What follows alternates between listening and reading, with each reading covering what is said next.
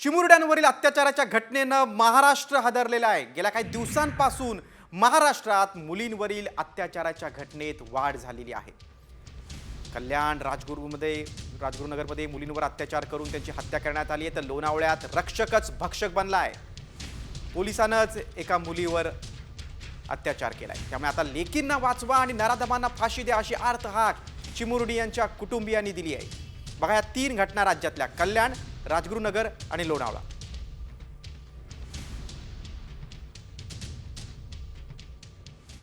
आणि आता सविस्तर बातम्या पाहूया। राजगुरुनगरमध्ये दोन चिमुकल्या बहिणींच्या खुनानं हादरलेला आहे, कारण हत्येप्रकरणी पोलिसांनी एका परप्रांतीय आरोपीला अटक केलेली आहे।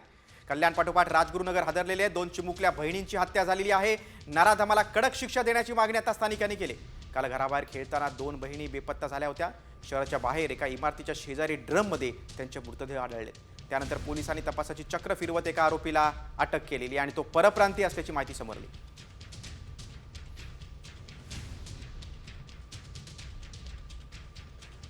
एक आरोपी जो निष्पन्न झालेला आहे आतापर्यंतच्या तपासामध्ये, त्या आरोपीनं सदर मुली सोबत लैंगिक अत्याचार करून त्यांना त्या जे पाण्याची टाकी होती त्या टाकीमध्ये बुडवून मारलेला आहे। अशा प्रकारचा दोन्ही मुलींना आतापर्यंतच्या तपासामध्ये तर एका मुलीसोबत त्याने लैंगिक अत्याचार केल्याचं तपासामध्ये निष्पन्न झालेलं आहे। अधिक तपास सुरू आहे आमचा। राजगुरुनगर शहरामध्ये परप्रांतीय नराधमानं दोन अल्पवयीन मुलींची हत्या केल्याच्या घटनेने वातावरण तापलंय। राजगुरुनगर पोलीस स्टेशन बाहेर पीडित मुलीच्या फोटोला हार घालून आंदोलन करण्यात आलं। आरोपीला फाशी देण्याची मागणी करत आंदोलकांनी पुणे नाशिक महामार्ग रोखून धरला। पोलीस अधीक्षक पंकज देशमुख आंदोलनस्थळी पोहोचले आणि त्यांनी आंदोलकांशी संवाद साधला। तहसीलदार ज्योती देवरे या देखील आंदोलनस्थळी आल्या। 2 मिनिटात काल होतं त्याला रात्री आमच्या वाजता बरं त्या तुम्ही रात्री त्याला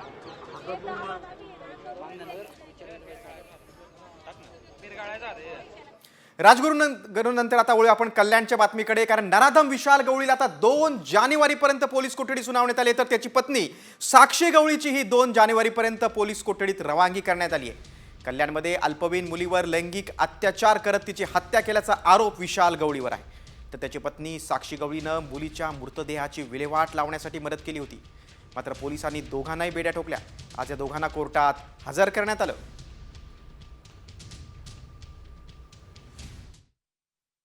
सदर आरोपी पळून जाताना त्याने कोणाकोणाशी संपर्क केलेला आहे का, त्याला पळून जाण्यासाठी कोणी मदत केली आहे का, किंवा त्याला घरामध्ये किंवा इतर ठिकाणी कोणी आसरा दिला होता का, त्या अनुषंगाने सुद्धा आम्ही सविस्तर तपास करणार आहोत। राजगुरुनगर, त्यानंतर कल्याण आणि त्यानंतर आपण बघूया पुढची बातमी लोणावळ्यातून। खाकीचा रक्षकच भक्षक झाल्याची संतापजनक घटना लोणावळ्यात समोर आलेली आहे। बंदोबस्तावरच्या पोलिसांनं 5 वर्षांच्या चिमुरडीवर लैंगिक अत्याचार केले। या प्रकरणी पोलीस कर्मचारी सचिन सस्तेला पोलीस खात्यातून आता निलंबित करण्यात आले। विसापूर किल्ला परिसरात सचिन सस्त्या बंदोबस्तावर होता। याच परिसरात पीडित मुलगी खेळत होती। त्या दारूच्या नशेत असलेल्या सचिन सस्तेनं या मुलीजवळ गेला। चॉकलेटचं आमिष दाखवून या चिमुरडीला त्यानं आडुशाला नेलं आणि तिच्यावर अतिप्रसंग करण्याचा प्रयत्न केला। मुलीनं पालकांना ही गोष्ट सांगितल्यानंतर या नराधम पोलिसाला अटक करण्यात आलं आणि आता निलंबित करण्यात आले। माझी पोरगी खेळायला गेली आणि खेळता खेळता म्हणले आणि बाजूला नेऊन तिचे असं छेड काढले। हा, आणि तुम्ही कायद्याने जर असं करत असाल तर आम्ही कायदा मागायचा कोणाकडं सांगा ना। हा, आज तुम्ही कायदावाले लोक आहेत ना, मग आम्ही हात पसरायचं कोणाकडं ते सांगा ना मला। तुम्ही फुल प्यालेला माणूस, पक्का प्यालेला, हा, आणि तुम्ही कायदेवालेच लोक तुमची खाकी चढून उपयोगच काय त्यांचा सांगा ना मला तुम्ही आता। हा, तुम्ही खाकी चढून तुम्ही बाकी करायला लागलं लोकांची, गरिबाची छेड काढायला लागलं, ती पण चिमुकल्या पोरी। मुलीला सेक्शुअल असॉल्ट झाल्याचा तक्रार आल्यानंतर आम्ही त्या ठिकाणी गेलो, त्याला ताब्यात घेतलं, त्याची मेडिकल तपासणी केली। फिर्यादीची त्याप्रमाणे फिर्याद घेण्यात आलेली आहे। जी व्हिक्टीम मुलगी आहे तिला पण काही प्रश्न विचारण्यात आले, तिने त्या पद्धतीने सांगितलेलं आहे। त्या पद्धतीने आपण गुन्हा दाखल केलेला आहे। त्यामध्ये BNS सेक्शन्स अप्लाय करण्यात आलेले आहेत। सिरियस ऑफेन्सेसचे 64, 674, 65(2) BNS आणि त्याच्याबरोबरच पोक्सो सेक्शन सगळे अप्लाय करण्यात आलेले आहेत। त्याचबरोबर आपण ॲट्रॉसिटी ॲक्ट हा पण त्याला अप्लाय केलेला आहे। 3 ठिकाणच्या अत्याचारांच्या घटना आपण पाहिल्या। पुढची बातमी आता बीडमधून।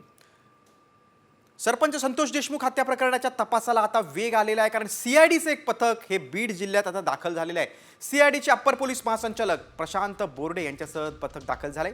या पथकानं बीडमध्ये पोलीस अधीक्षक नवनीत कावत यांच्यासोबत चर्चाही केली.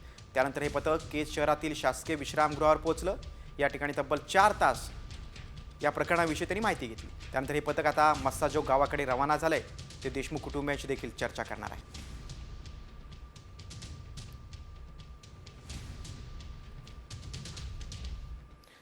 बीडमधील सरपंच हत्या प्रकरणी आरोपीला फाशीची शिक्षा व्हायला हवी अशी मागणी आता मंत्री धनंजय मुंडेंनी केलेली आहे. माझ्या जवळचा कोणी जरी असला तरी कारवाई झालीच पाहिजे. या प्रकरणात माझा संबंध नसून वाल्मिक कराडचे सुरेश धस यांच्याशी संबंध असल्याचं मुंडेंनी म्हटलंय. वस्तुस्थिती मी जी बोलायचं ते त्याच दिवशी बोललोय.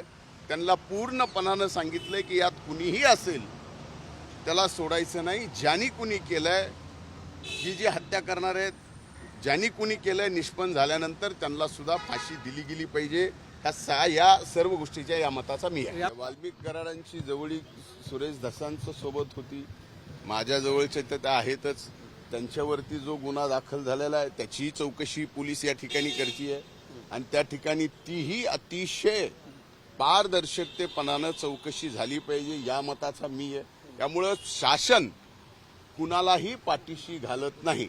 खुनाचं जे प्रकरण आहे ते भयंकर आहे. त्याचा फास्ट ट्रॅक कोर्टामध्ये हा गुन्हा त्याचं चालू केला पाहिजे. या प्रकरणी धनंजय मुंडेंनी स्पष्टीकरण दिलं असलं तरी सामाजिक कार्यकर्त्या अंजली दमानी यांनी मुंडेंवर निशाणा साधलेला आहे. धनंजय मुंडेंच्या हातात बंदूक असलेला फोटो दमानी यांनी सोशल मीडियावर पोस्ट केलाय. बीडमधील सगळ्या शस्त्र परवान्यांची चौकशी करण्याची मागणी देखील दमानी यांनी केली आहे. सोशल मीडियावर पोस्ट करून मुंडेंवर निशाणा साधलाय. धनंजय मुंडेंचा बंदूक हातात घेतलेला फोटो आता व्हायरल होतोय. बघा काय ट्विट केलेलं आहे त्यांनी दमानी यांनी, आपण पाहूया.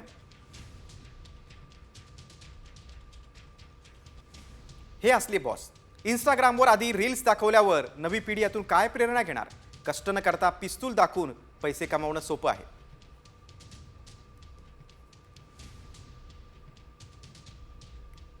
आपला देश असा असणार आहे का? हे देशाबद्दल व्हिजन असणार आहे का? ताबडतोब बीडमधील सगळ्या शस्त्र परवान्यांवर चौकशी करा अशी देखील मागणी अंजली दमानी यांनी केली. आता पुढच्या बातमीकडे आता पुन्हा जाऊयात. पुण्यामध्ये आमदार टिळेकरांचे मामा सतीश वाघ यांच्या हत्येप्रकरणी धक्कादायक माहिती समोर आलेली आहे. टिळेकरांच्या मामाचा काटा मामीनच काढलेला आहे. या प्रकरणी आरोपी मोहिनी वाघला आता 30 डिसेंबरपर्यंत पोलीस कोठडी सुनावण्यात आलेली आहे. मोहिनी वाघ यांनी सतीश वाघ यांच्या हत्येसाठी 5 लाखांची सुपारी दिली होती.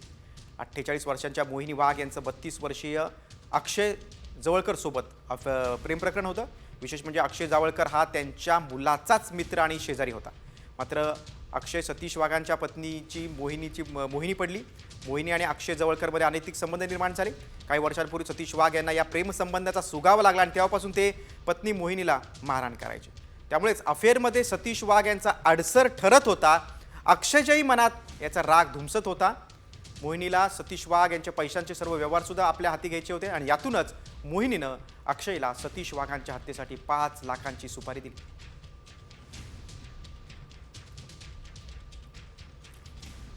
जावळकर कुटुंब 2001 मध्ये वाघ कुटुंबाच्या खोलीत भाड्यानं राहण्यास आलं. तरुणपणात अक्षय जावळकरला सतीश वाघांच्या पत्नीची मोहिनी पडली. अक्षय जावळकर 21 वर्षांचा तर मोहिनी वाघ 37 वर्षांच्या असल्यापासून अफेअर. अक्षय आणि मोहिनी वाघ जवळपास 11 वर्ष त्यांचं अफेअर होतं. प्रेम संबंधाचा सुगावा लागल्यानंतर मात्र सतीश वाघांकडून मोहिनीला मारहाण करण्यात आली. प्रेमात अडसर ठरत असल्यानं अक्षय जावळकरच्या मनात राग धुमसत होता. सतीश वाघांच्या पैशांचे सर्व व्यवहार मोहिनीला आपल्या हाती घ्यायचे होते. सतीश वाघांच्या हत्येसाठी मोहिनीकडून जावळकरला 5 लाखांची सुपारी देण्यात आली. अक्षय जावळकर आणि त्याच्या साथीदारांनी वाघ यांच्यावर तब्बल 70 वार केले. सखोल चौकशीसाठी सरकारी पीपीनी यांनी 4 दिवसाची मुदत PC मध्ये वाढून घेतलेली आहे. मोहिनी वाघ यांना 30 डिसेंबरपर्यंत यांना पोलीस कस्टडी दिलेली आहे.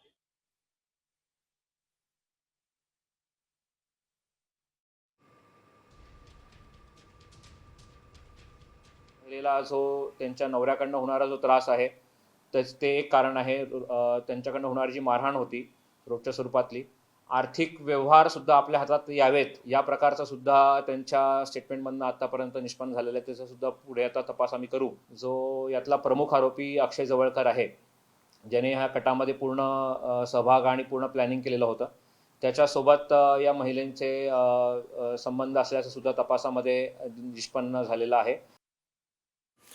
पुण्यातल्या गुन्ह्याच्या बातमीनंतर आता पुढची बातमी आहे लाडक्या बहिणींसाठी आनंदाची. नव्या लाडक्या बहिणींना आता नोंदणीसाठी मुदतवाढ मिळण्याची शक्यता आहे. तारीख वाढवायची की नाही याबाबत मात्र मंत्रिमंडळाच्या बैठकीत निर्णय होणार असल्याची माहिती महिला व बालकल्याण मंत्री आदिती तटकरे यांनी दिली. त्यामुळे ज्या बहिणींनी आता अर्ज दाखल केलेला नाही त्यांना संधी मिळण्याची शक्यता आहे. आम्ही शेवटची अर्ज दाखल करण्याची जी मुदत आहे ती साधारणपणे 15 ऑक्टोबरपर्यंतची होती आणि बाय अँड लार्ज जर आम्ही बघितलं तर 2.5 कोटीपेक्षा जास्ती रजिस्ट्रेशन आज आमच्याकडे झालेलं आहे. म्हणजे विभाग म्हणून जो एक साधारणपणे अंदाज योजना आम्ही राबवत असताना किंवा आणताना जो एक ठेवला होता त्यानुसार रजिस्ट्रेशन जे आहे त्या ऑलमोस्ट 99% आपण त्याच्यापर्यंत पोहोचलेलो आहोत. त्यामुळे पुढे रजिस्ट्रेशनची मुदत द्यायची नाही द्यायची हा जो सगळा निर्णय हा मंत्रिमंडळाच्या बैठकीत होईल. पुढची बातमी आता मराठवाड्यातून. विद्यार्थ्यांबाबत धक्कादायक माहिती समोर आलेली आहे. कारण मराठवाड्याच्या जिल्हा परिषदेच्या शाळांमधल्या विद्यार्थ्यांच्या गुणवत्तेत प्रचंड घसरण झाली. विद्यार्थ्यांना साधं वाक्य देखील वाचता येत नाही किंवा 99पर्यंत संख्या ज्ञान देखील नसल्याचं समोर आलंय. मराठवाड्यातल्या 8 पैकी 6 जिल्ह्यातल्या जिल्हा परिषद शाळांमधल्या 29% विद्यार्थ्यांना मराठी वाचता येत नाही. गणित विषयात तर बहुसंख्य विद्यार्थी मागे आहेत. वाचनासोबतच लहान लहान शब्द देखील लिहिता येत नसल्याचं समोर आलंय. विद्यार्थ्यांच्या गुणवत्ता वाढीसाठी आता उपाययोजना हाती घेण्याची सूचना देण्यात आली.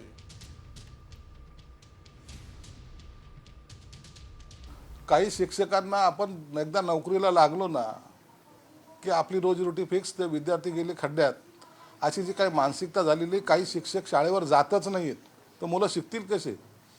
या अशा शिक्षकांना सुद्धा आपल्याला वठणीवर आणावं लागणार आहे.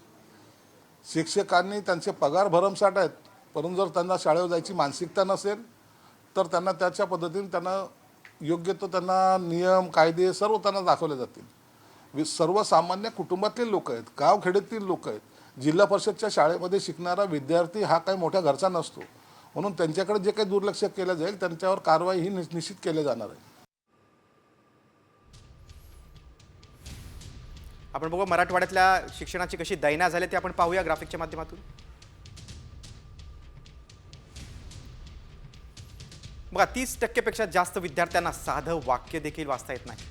4थीतल्या 29% मुलांना 99पर्यंत संख्या ज्ञान नाही. 4थीतल्या 29% मुलांना बघा इयत्ता पहिलीच्या 33% विद्यार्थ्यांना वाचता येत नाही. नांदेडमध्ये प्रमाण हे सर्वाधिक आहे. दुसरीतल्या 70% विद्यार्थ्यांना वाचन करता येतं, म्हणजे 30% विद्यार्थ्यांना करता येत नाही. वाचता न येणार तिसरीतल्या मुलांचं प्रमाण आहे 28%. दुसरी तिसरीतल्या 24% मुलांना 10पर्यंतचे अंक देखील मोजता येत नाहीत. 43 विद्यार्थ्यांना लहान लहान शब्दही लिहिता येत नाही. मराठवाड्यातल्या जिल्हा परिषदेच्या 12,285 शाळांमधलं हे सर्वेक्षण आहे.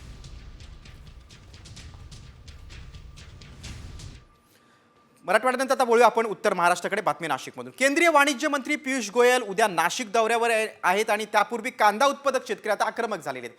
गोयल यांनी नाशिकमध्ये येण्याआधी कांद्यावरील 20% निर्यात जे मूल्य आहे ते हटवावं अशी मागणी शेतकऱ्यांनी केली. त्यांचं आम्ही स्वागत करू अशी भूमिका आता नाशिकमधील शेतकऱ्यांनी घेतलेली आहे. नाशिकच्या जिल्हाधिकारी कार्यालयात केंद्राच्या स्वामित्व कार्ड योजनेच्या कार्यक्रमासाठी पियुष गोयल उद्या नाशिकमध्ये येणार आहेत. मात्र गेल्या काही दिवसांपासून कांद्याचे भाव घसरल्यानं शेतकऱ्यांना कोट्यावधींचा तोटा होतोय.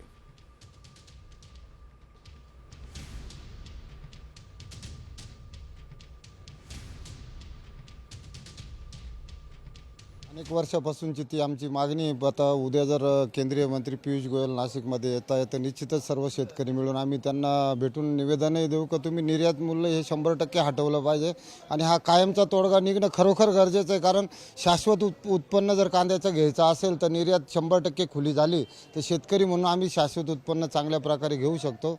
बाजारभावही स्थिर राहतील आणि आम्हालाही त्याचा फायदा होईल आणि ग्राहकांना निश्चित त्याचा फायदा झाल्याशिवाय राहणार नाही. आता पुढच्या बातमीकडे. महाराष्ट्र विधानसभा निकालात काहीतरी गडबड आहे असं म्हणत लोकसभेतले विरोधी पक्षनेते राहुल गांधींनी निवडणूक निकालावर शंका व्यक्त केली. तसंच काँग्रेस पक्षात ज्यांची संघाची विचारधारा असणारे लोक आहेत त्यांना बाहेर काढावं लागेल असं वक्तव्य देखील खासदार राहुल गांधींनी केलंय. बेळगावमधील काँग्रेसच्या कार्यकारिणी बैठकीत राहुल गांधींनी हे वक्तव्य केलंय.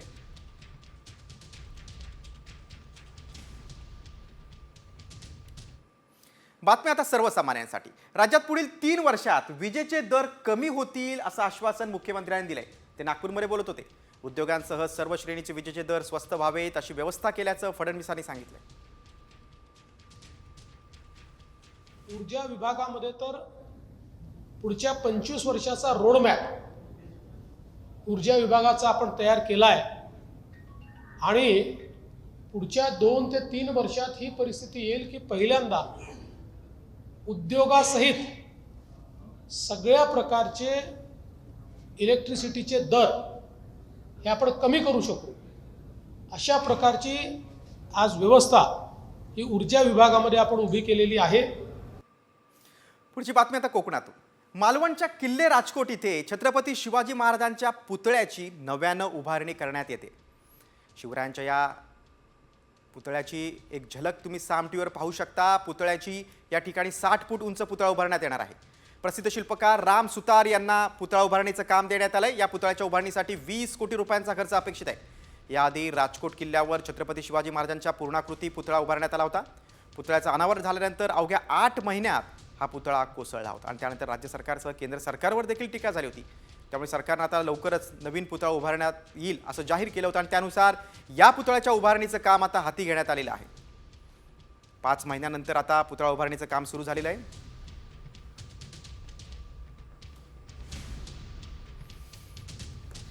बघा 60 फूट उंच पुतळा उभारणीचं काम सध्या सुरू आहे. पुतळ्याचा चौथरा बनवण्याचं काम सुरू आहे. पुतळ्यासाठी 3 मीटर उंचीचा चौथरा आहे. 100 वर्ष टिकेल असा पुतळा उभारण्याची अट आहे. ज्येष्ठ शिल्पकार राम सुतार यांची कंपनी हा पुतळा उभारणार आहे. यापूर्वी राम सुतार यांच्या कंपनीकडूनच स्टॅच्यू ऑफ युनिटीचं काम करण्यात आलं होतं.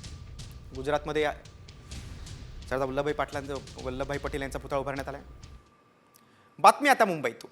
बाळासाहेबांच्या मुंबईतील राष्ट्रीय स्मारकासंदर्भातील ही बातमी आहे. बाळासाहेब ठाकरे राष्ट्रीय स्मारकाचा पहिला टप्पा आता पूर्ण झालाय. मंत्री संजय शिरसाट यांनी स्मारकाची पाहणी केली. नवीन वर्षात पहिल्या टप्प्याचं लोकार्पण करण्यात येणार आहे. दादरच्या महापौर निवासस्थानात राष्ट्रीय स्मारक तयार करण्यात येते.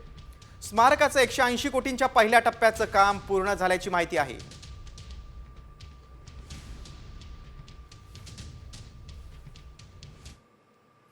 तुम्ही पेन्शनधारक आहात तर तुमच्यासाठी ही बातमी खूप महत्त्वाची आहे. कारण आजच तुम्ही तुमचं KYC करून घ्या, नाहीतर तुमची पेन्शन बंद होईल.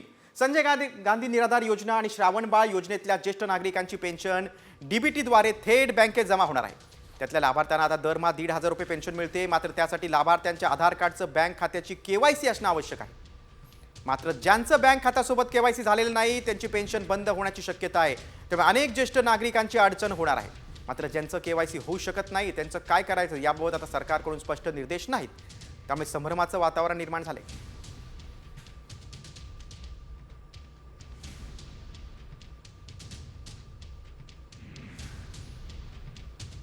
बघा ज्येष्ठ नागरिकांना दरमहा 1,500 रुपयाची पेन्शन मिळते.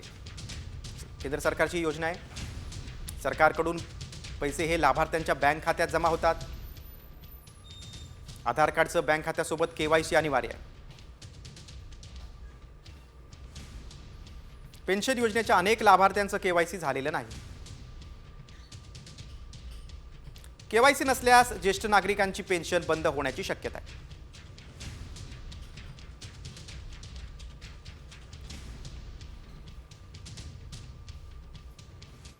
पुढची बातमी आता कोकणातून. कोकणच्या सौंदर्याची पर्यटकांना भुरळ पडलेली आहे, त्यामुळे पर्यटकांनी आता कोकण सध्या हाऊसफुल झालेलं आहे. न्यू इयर सेलिब्रेशनसाठी रत्नागिरीत सध्या पर्यटकांनी मोठी गर्दी केलेली आहे.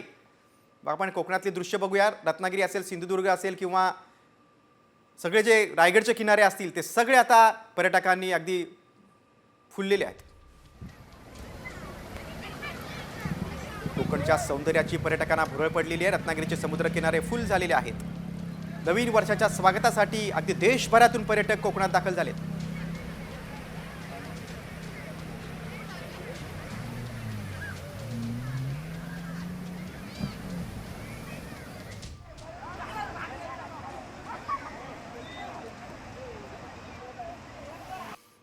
नाताळची सुट्टी आणि 31 डिसेंबर साजरा करण्यासाठी पर्यटक मोठ्या संख्येने सध्या कोकणात दाखल होत आहेत. देवगड असेल, मालवण किंवा वेंगुर्ला समुद्रकिनाऱ्यावर पर्यटक गर्दी करू लागले. मालवण किल्ला पाहण्यासाठी देखील पर्यटक मोठ्या संख्येने येत आहेत. गोवा, बेळगाव या भागातून देखील पर्यटक कोकणात मौज मजा करण्यासाठी दाखल झालेत.